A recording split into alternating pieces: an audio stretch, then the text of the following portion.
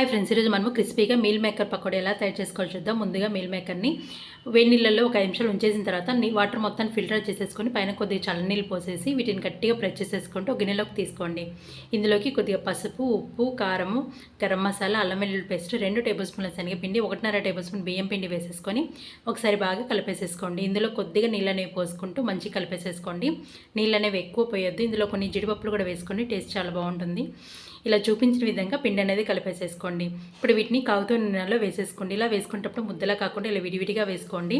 అలాగే ఆయిల్ని కూడా ఎక్కువ హీట్లో కాకుండా మీడియం హీట్లో ఉండేలా చూసుకోండి.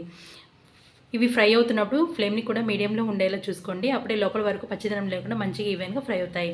ఇవి మంచి గోల్డెన్ బ్రౌన్ కలర్ రాగానే ఆయిల్ నుంచి తీసుకొని పక్కన పెట్టేసేసుకోండి. అలాగే పచ్చిమిరపకాయలు, కరివేపాకు కూడా ఫ్రై చేసేసుకొని సర్వ్ చేసేసుకోండి. ఇవి రసం సాంబార్లకు సైడ్ డిష్కైనా లేకపోతే ఈవినింగ్ స్నాక్స్కైనా చాలా టేస్టీగా ఉంటాయండి. ఒకసారి ఇలా ట్రై చేయండి. Thank you for watching. Please like and subscribe.